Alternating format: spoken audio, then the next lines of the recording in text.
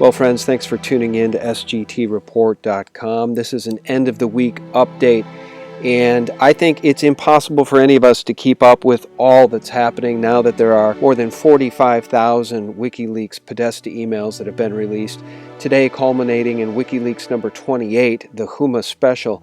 And I got to tell you, we are facing a constitutional crisis like nothing this country has ever seen before. Hillary Clinton, Bill Clinton, and the Clinton Foundation are currently the focus of what now appear to be multiple FBI investigations. And according to Fox News' Bret Baier, indictments may be coming soon. My question is, will an indictment of Hillary Clinton ever come? And if it doesn't come before the election, I suspect it's unlikely to ever come. More than likely, some underling at the Clinton Foundation will be thrown under the bus and given to a hungry public to appease the appetite for a noose. And again, with WikiLeaks 28 now released, the heat is being turned up on the Clintons by what Dr. Steve Pieczenik is calling a counter-coup of intelligence agency patriots working with Julian Assange. And today Assange affirmed that the leaks are not coming from the Russian government, as Mockingbird, CNN, and the DNC would like the public to believe. And I should note, guys, we call CNN the CIA Mockingbird media because they ignore almost all of this, continuing to only say that Trump has no real path to an electoral victory. A successful PSYOP program will make them perceive things from the desired viewpoint.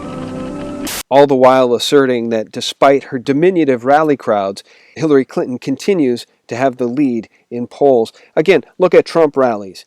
Look at Hillary Clinton rallies. It's an absolute joke. The public is hungry for real change, and now the public is hungry for a Hillary Clinton indictment for her crimes. The Lolita Express, the Huma Abedin emails on Wiener's server, 650,000 emails.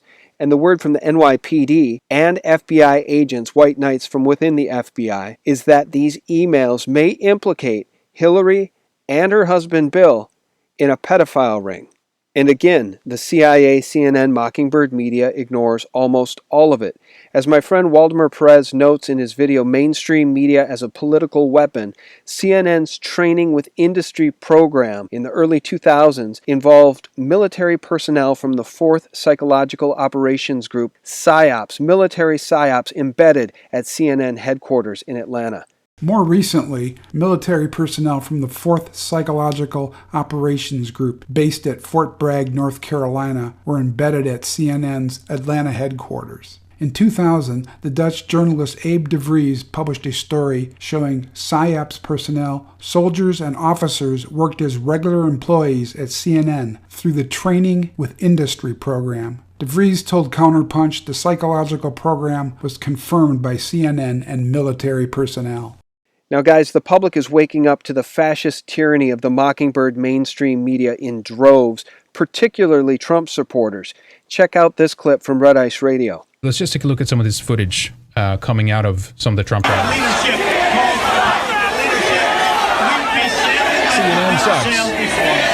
They do. These are weak people.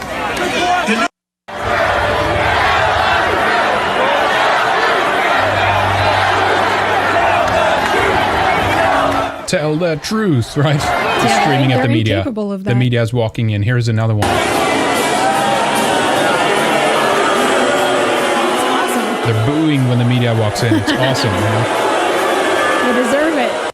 Yes, they do. This is my point. Shaming. You know, it's like they have been lying and just creating. They've put themselves in this situation. That's my point, right? Here's an LA Times. Journalist press at Trump evening rally, getting escorted to motorcade under watch of cops in riot gear per pool. This is getting increasingly scary, right? I have some more headlines. Please show them.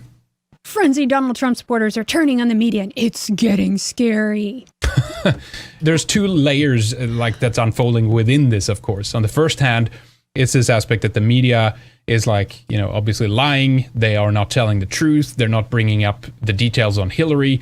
And this is coming out with Trump. I mean, he's openly talking about they're liars, they're corrupt. The emails show the reporters collaborate and conspire directly with the Clinton campaign on helping her win the election all over.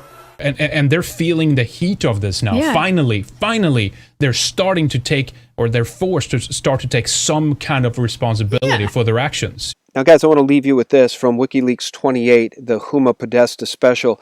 This is an exchange between Jim Margolis, who's a political consultant, and Joel Benenson from the Benenson Group, a shady group involved with the Clinton campaign.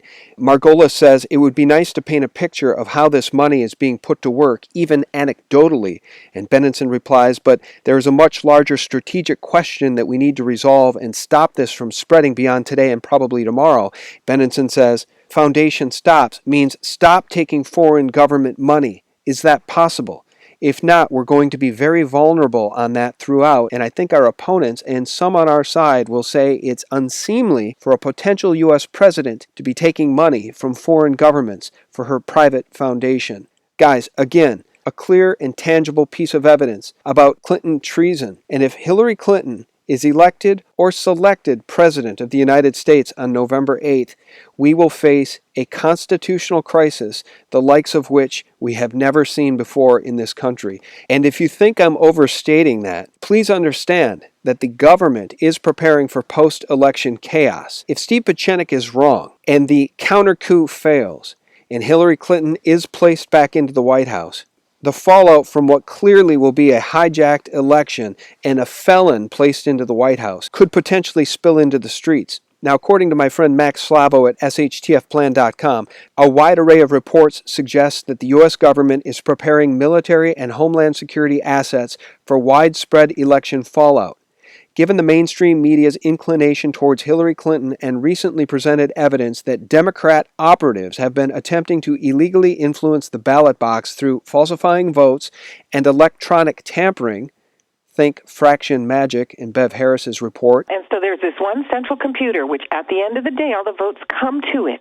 That's where you take it. You don't run around to 5,000 different things in precincts. You wait till the votes come to you, and then you have your way with them.